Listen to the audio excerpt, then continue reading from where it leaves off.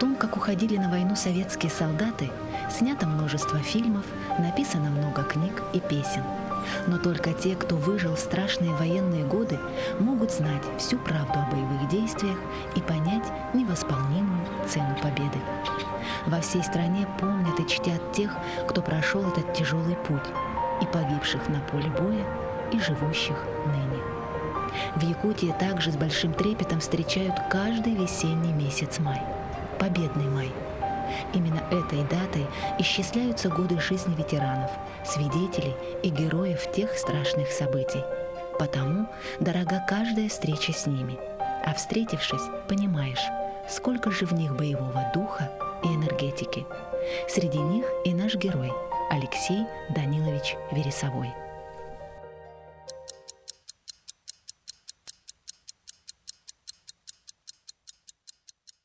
Началась война мне. В то время 15 лет было. Так, родом из Белоруссии, Гомельская область, так. И 2,5 года под оккупацией жили, под немцами. А когда освободили, все тут были военкоматом в армию призвали. И попал, освобождал Украину, Белоруссию, Польшу. И когда в Германию зашли, встреча была с американцами, с англичанами. И там еще после войны в Германии находился в армии 5,5 лет.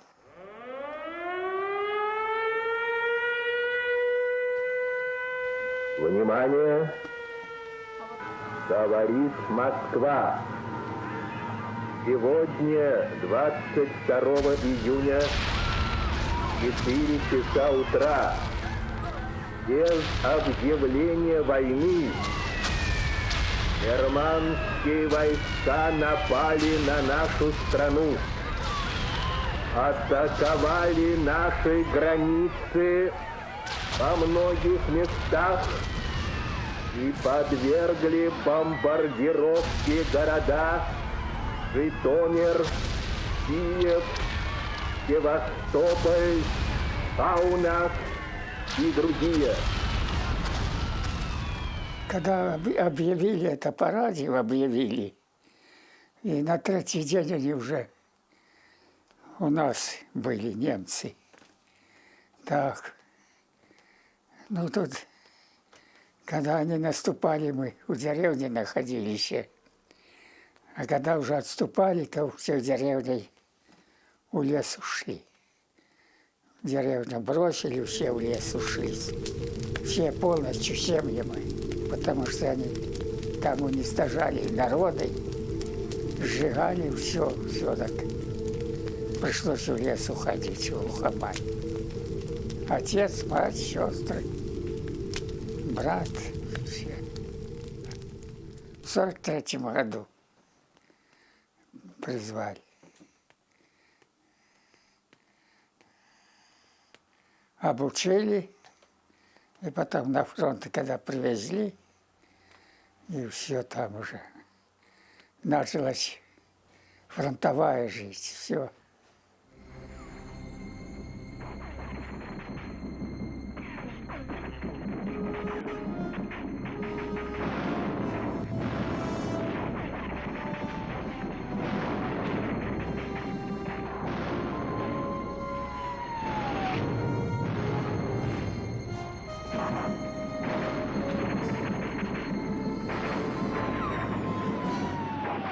Фронт-то большой, так, по участкам каждый находился на своем участке.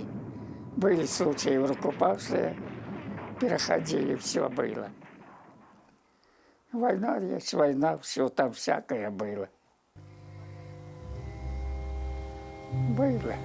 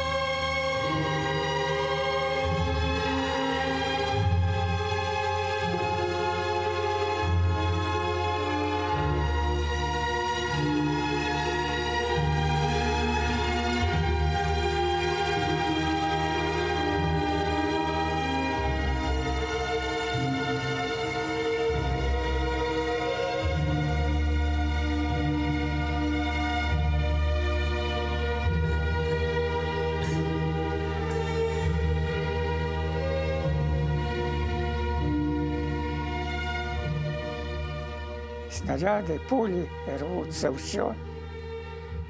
Об этом думали, попаду, не попаду.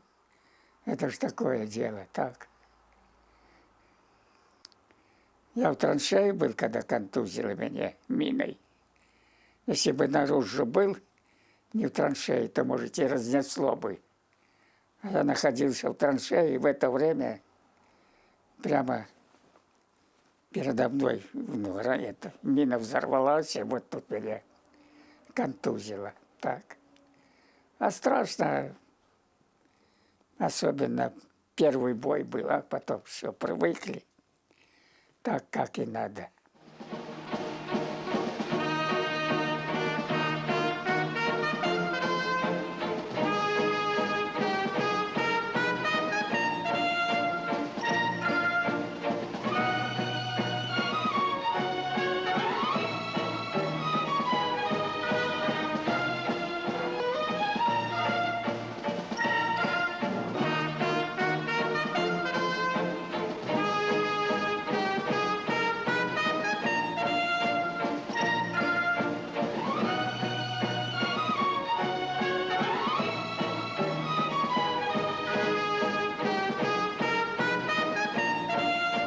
Первый бой Ковель брали, это Западная Украина, где эти бандеры там велись.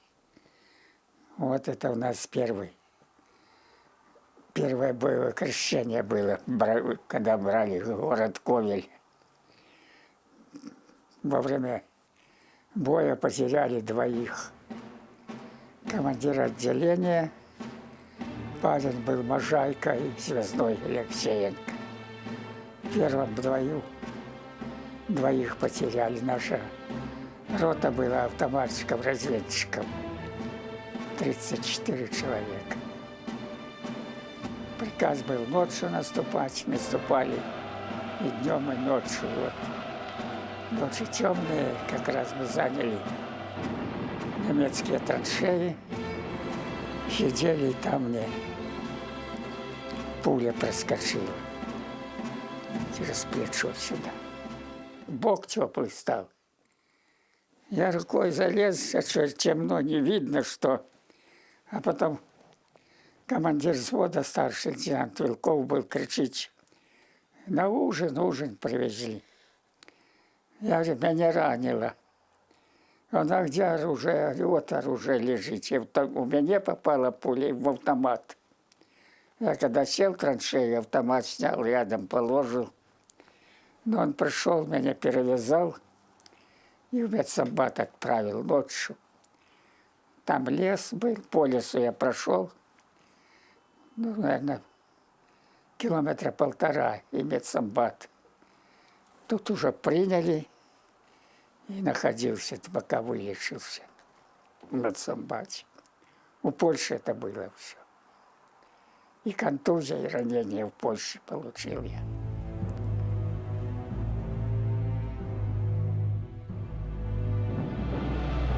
Долгий боевой путь советского солдата Алексея Вересового, который служил в составе 635-го полка 143-й стрелковой дивизии, проходил по многим фронтам – от Белоруссии до Германии.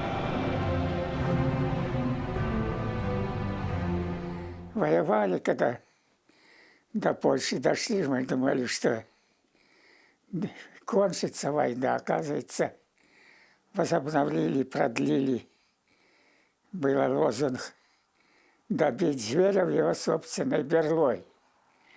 Ну и тут мы уже поняли, что придется до Германии идти. Вот так. Ну ничего, мысли какие, каждый мысли в своих мыслях где-то держал, чтобы это остаться живым. Вот так вот.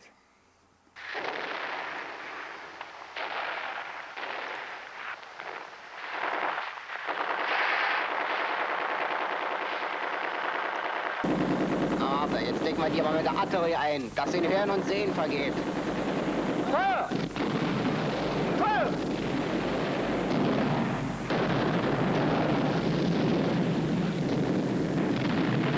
Feuer! Auf, Leute, vorwärts! Ran an die Bolschewiken! Zeig ihm! Gibt's den Chefmund! Vorwärts! Nieder mit den Bolschewiken! Nieder mit ihnen!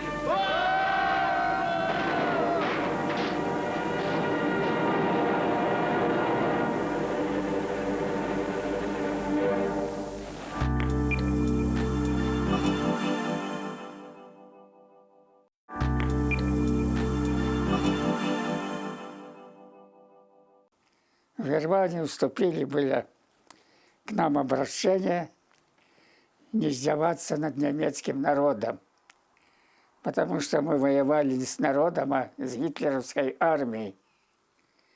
Но было и всякое, потому что они сколько у нас натворили делов, ой-ой-ой-ой, и народ сжигали, и деревни, все.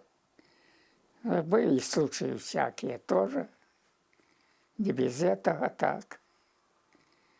Ну ничего, такой же народ. Немцы гостеприимный, культурный, все. Такой же народ, как и мы все. Эх, путь дорожка фронтовая, не страшна нам бомбежка любая. Помирать нам рановато, есть у нас еще дома дела, а помирать нам рановато, есть у нас еще дома дела. До Польши. Еще до Польши не дошли, я уже медаль за отвагу получил. А потом пошло, и во время кончилась война, все награды вручили. У меня 3 ордена Красной Звезды. Так, и медаль за отвагу. И это за Варшаву, за Берлин и за победу над Германией. Вот это вот. Это мои самые для меня дорогие. Но награды, которые я получил, это я выполнял приказы и задания своих командиров, и все. Что там было, эпизоды какие-то уже. Они оценивали, они это, рапорта писали о награждении. Я все награды свои сдал в музей Брестской крепости. Там все хранится. Потому что мне отставлять некому, никого нету. Я решил в музей все сдать. Фотографии были, на это у меня пропало все. Утащили альбом, все где-то. Все в армии, когда был. Так это все. Вот, утащили, и все пропало. Мои фотографии были друзей, товарищей. В военное время сейчас ничего нет. У нас во время войны национальностей много было. Всех наций хватало. Все дружили, все дружно были. Так что удивления никакого не было, презрения никакого не было. Все были одинаковые люди. Народ, он есть народ, он одинаковый. Однополчан, с кем воевали, уже никого нету. Все разъехались по всему Советскому Союзу. А кто сейчас живой, неизвестно. С которым вот я воевал. Живы, не живы, кто и знает. Это мне, может, повезло, я уже всю свою родню пережил. Все рано поумирали. А мне уже 93 года я жил, пока существую.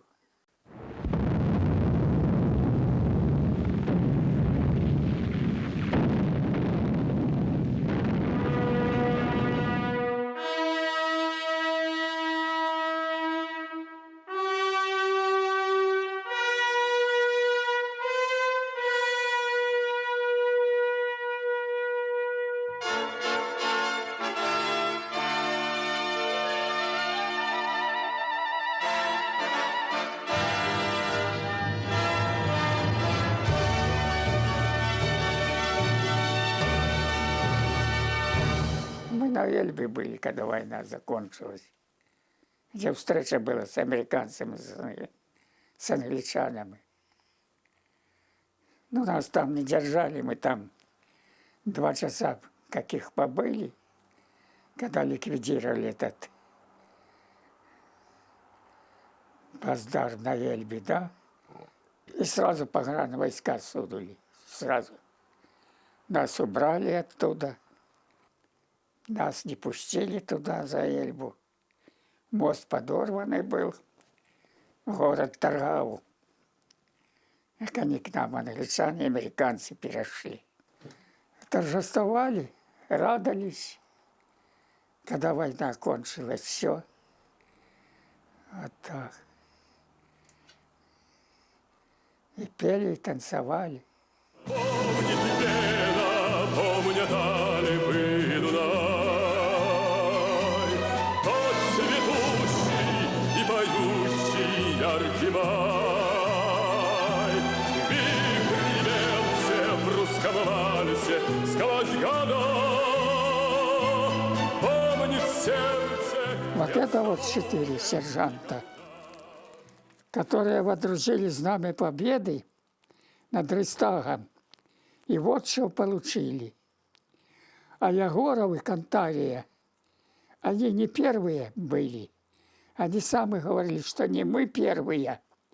Ну а Жуков выскочил это Сталину, когда доложил, что знамя победы водрузили над Рейхстагом, да? А потом назад не стал, он побоялся, так что Сталин ему начнет шею мылить, так? И эти ничего не получили. И полковник Абрамов куда только не писал, он их инструктировал, когда отправляли это знамя со знаменем, так? Инструктировал их. Но этот полковник тоже умер, уже нету его, так? И он писал и Брежневу, центральные комитеты, вооруженные силы, куда, чтобы даже хоть посмертно чем отметить, и все пропало. Вот так. После армии, когда пришел домой, все, колхозы, совхозы, ничего не платили, за такси работали. Паспортов не было у колхозников. А это с армии пришел, тут уже паспорт получил, все, и пришлось уезжать, ездить, искать, как говорится, другой жизни. Я уехал в Мурманск, с Мурманска в Карело-Хвинскую. Ну, сейчас она Карелия называется. А там была Карело-Хвинская. И все. А потом с Карело-Хвинской в Охотск уехал, от Охотска вот в Якутию переехал. Здесь наш герой в течение 30 лет строил жилые кварталы. После Алексея Даниловича направили в распоряжение автобазы города Якутска. Так, последующие 32 года он работал водителем почты. Газеты мне выписали. Работу эти аргументы хвалты работницы приносят. Берут все время. Насчет это новостей все я в курсе дела. Стараюсь, я сам читаю все это газеты. Сам пока шевелюсь. Сам готовлю, сам убираю потихоньку. Этих работниц я особенно слишком не заставляю, чтобы трудились мне. Самому надо шевелиться. Они вот это продукты приносят, потом деньги отдаю, квартплату платить. За квартплату, за телефон, там вот это они все выполняют. Потому что там далеко уже ходить я не могу.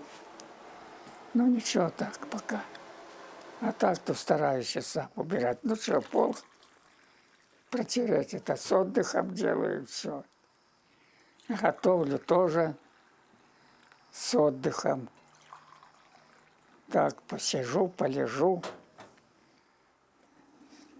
когда-то все готовлю. Ну, сам по себе чувствую, если все время находиться там около плитки, так я включу, закипеть все, лягу, полежу, отдохну, а потом занимаюсь. У нас голод был 37-38 год. Это я помню хорошо. А во время войны нас как кормили, ну, когда вы живы остались, все было хорошо. По-разному кормили, все. Не то, что там одной крупой какой-то. И суп варили, и каши были, все. Какая возможность была, все готовили, все привозили. Походная кухня. Я 2 инфаркта перенес. Сейчас мне дышать тяжело. Если вниз сойду с трудами, а потом подниматься до квартиры, я 5-6 раз отдыхаю, пока поднимусь. Так, ну выхожу редко. Ну, шевелиться надо, иначе все откажет, так вообще недвижимый будешь лежать так. У нас напротив первого подъезда магазин. Стараюсь я там выйти. В неделю хоть раз. Так, на свежий воздух. Врачи рады бы помочь. Но все, ничего не могут. Потому что у меня на сердце 2 раны. Она со своей работой не справляется. Все. Вот у меня и одышка мучает. Не знаю, до Дня Победы дотяну, не дотяну, черт ты знает.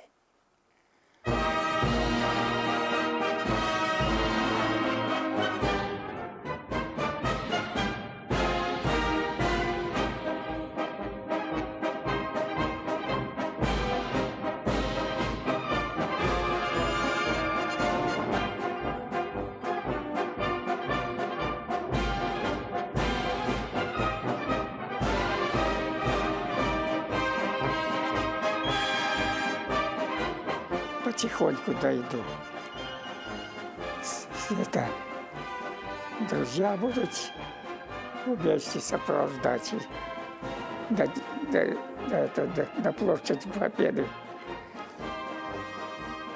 Сам думаю, чтобы дожить и побыть. Потому что это уже, может, и последний раз, кто и знает, как что. Сегодня Алексей Данилович Вересовой радуется каждому мирному дню. Ведь тот, кто шел навстречу смерти в боях за Родину, являя миру образец мужества, героизма и любви к Отечеству, знает, какой ценой завоеван мир на земле. Время быстротечно, и сколько бы лет ни прошло, оно не властно над подвигом человека. В сердцах нового поколения будет вечно жить благодарность участникам войны. Они – пример героического величия и невероятной силы духа.